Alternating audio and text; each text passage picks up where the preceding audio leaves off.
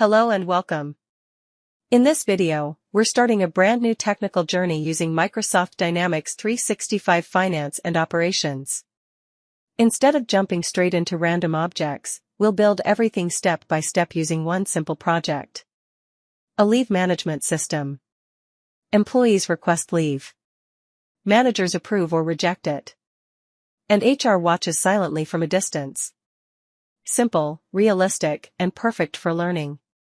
In this video, we'll introduce the project and start with the very first building block, extended data types. Before we touch any code, let's understand what we're building. Our leave management system will allow an employee to create a leave request, select the required dates, and submit it for approval. It will also allow a manager to approve the leave, or reject it and quietly move on. We'll build this gradually, using proper AOD elements, and doing it the right way, not shortcuts. And we'll start from the bottom of the stack. Now let's begin with extended data types, also called EDTs. An extended data type defines how a piece of data behaves across the system. It's not just a basic data type like string or integer. It adds meaning. For example, a leave request ID is not just a number. It is a leave request ID. By creating an extended data type, we ensure consistent labels, consistent formatting, and reuse across tables, forms, and reports. Change it once, and the system updates everywhere. Which is much better than fixing the same thing in 10 different places. Now let's create a few extended data types for our leave management project. Today, we'll create the following EDTs: leave request ID, employee ID, leave from date, leave to date, leave days, and leave reason. Each one has a clear purpose, and each one will be reused across tables, forms, and reports. Let's start with leave request ID. This field represents the unique identifier of a leave request. Since it is an identifier, we use a string-based EDT with a clear and meaningful name. For each extended data type, right-click on the project. Click on Add. Then click on New Item. In the dialog that opens, select Dynamics 365 Items. Under Finance and Operations, choose Data Types. Here, you will see all available data type templates. Based on the requirement, we select the appropriate EDT type. Select EDT, string and enter name for it. We will use leave_req_id and click OK. Now let's look at the properties of an EDT string. Don't try to remember everything at once. In real projects, we only use a few important properties regularly, and I will clearly point those out. We'll start with the appearance properties. Adjustment controls how text adjusts inside the field. In most cases, we never change this and leave the default value. Alignment controls how the text is aligned on the screen. For string and identifier fields, we normally keep left alignment. This property is commonly seen, but rarely changed. Array length is used when a single field needs to store multiple values. This is very rare in real projects, so we usually leave it empty. Button image is used only when the field behaves like a button. For normal text fields, this is not needed. Collection label is used when the EDT represents a collection of values. This is advanced usage and not common in everyday development. Database string size controls how much data is stored in the database. This is an important property, because if it is too small, data can get truncated. In most cases, we keep this aligned with the string size or inherit it from the base EDT. Display height controls how tall the field looks on a form. This is mainly used for multi-line text fields. For identifiers, we leave the default value. Display length controls how wide the field appears on the form. This affects user experience, not the database. We usually adjust this on forms, not at the EDT level. Help text explains what the field actually means. It appears as a tooltip and helps both users and developers. This is one of the most important properties, and we should always fill it. Label defines what the user sees on the screen. This is extremely important. Because the label is defined at the EDT level, changing it here updates it everywhere automatically. String size defines how many characters the field can store. This is a business decision, not just a technical one. Always think carefully before setting this value. String size is extensible controls whether child EDTs can override the string size. In most cases, we leave this enabled. Now let's move to the behavior properties. Control class defines custom control behavior. This is advanced development and rarely used in normal projects.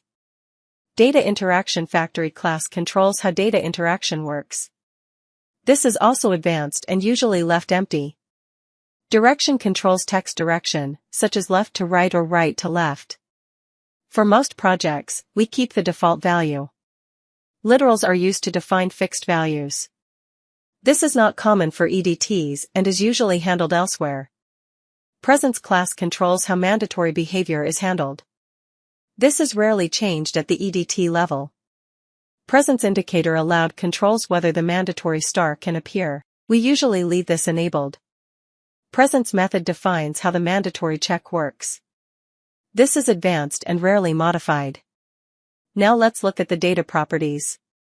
Configuration key controls whether the EDT is enabled based on a feature or license. For custom solutions, we usually leave this blank. Country region codes restrict the EDT to specific countries. If the field is global, we leave this empty. Enforce hierarchy is used for hierarchical data scenarios. For simple EDTs, we do not use this. Extends defines which base EDT we inherit from. This is one of the most important properties. For identifiers, we usually extend identifier name. Form help provides additional help at the form level. In most cases, help text is enough, so this is rarely used. Is obsolete is used to mark an EDT as deprecated without breaking existing code. This is useful in large projects, but not for new development. Name is the technical identity of the EDT. It must be clear, meaningful, and consistent. Once used widely, changing it becomes difficult. Reference table links the EDT to a table and enables automatic lookups. This is very important for fields like employee or vendor identifiers. Tags help with search and documentation. This is optional, but good practice in large projects. To summarize, for an EDT string, the properties you should really focus on are name, extends, string size, label, help text, and reference table. Everything else is either default, advanced, or rarely used. Next, let's create employee ID. This field represents the employee who is requesting the leave. Even though employee information already exists in the system, we still create a dedicated extended data type. This keeps the business meaning clear wherever this field is used. The label shown to users is Employee ID. And the help text clearly explains that this field stores the unique identifier of the employee requesting leave.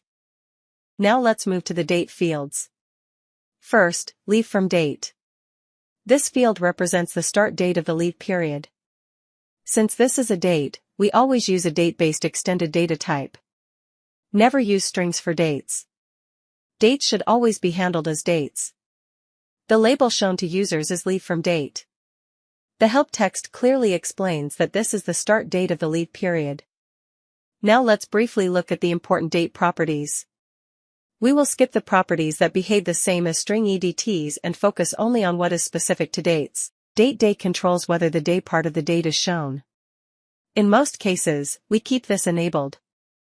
Date month controls whether the month part of the date is shown. This is also kept enabled. Date year controls whether the year part of the date is shown. This is always required, so we keep it enabled. Date format controls how the date is displayed, such as day first or month first. This is usually left to system or user preferences. Date separator controls the character used between day, month, and year. This is also normally left as default. Once again, the most important properties are the label, the help text, and the extends property. This ensures correct validation, formatting, and behavior everywhere the field is used. Now let's create leave to date. Instead of creating everything from scratch, we'll simply copy the leave from date EDT. I copy it and paste it in the same project. This creates a duplicate EDT. Now I rename it to leave to date. Since the structure and properties are the same, we don't need to change anything else. We only update the label to leave to date. And we update the help text to explain that this field represents the end date of the leave period. Reusing and renaming like this saves time and keeps our design consistent. Now let's create leave days. This field represents the number of leave days being requested. Since this is a numeric value and we are using whole days, we use an integer-based extended data type. We follow the same creation steps as before and select an EDT, integer. Now let's look only at the properties that are different for integer EDTs, and skip everything we have already explained. Allow negative controls whether negative numbers are allowed. For leave days, negative values do not make sense, so we set this to no.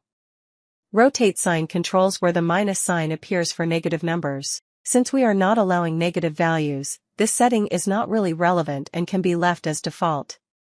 Show zero controls whether the value 0 is displayed. In most cases, we keep this enabled, so users can clearly see when the value is 0. Sign display controls how the sign of the number is shown.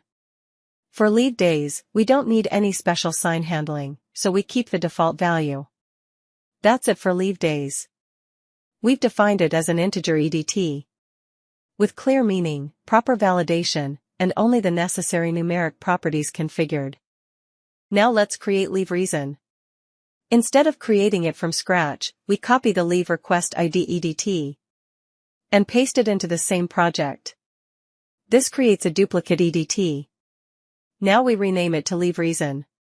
Since this field stores descriptive text, we update the extends property to extend a descriptive base type. We also increase the string size, because a leave reason can be longer and needs more space than an identifier. Next, we update the label to leave reason. And finally, we update the help text to explain that this field stores the reason provided by the employee for requesting leave. And that completes all the extended data types for our leave management solution. At this point, we might feel like we've done a lot of work without seeing anything on the screen yet. But trust me, this is the kind of work that future you will silently celebrate. Because thanks to EDTs, you won't be hunting labels across forms, you won't be fixing data issues at midnight, and you won't be questioning your life choices during UAT. Extended data types give us consistency, clarity, and control. Change it once, and it updates everywhere. That's not just good design, that's smart development. So take a moment, pat yourself on the back, and enjoy the fact that you're building this the right way. Thank you for watching, and I'll see you in the next video.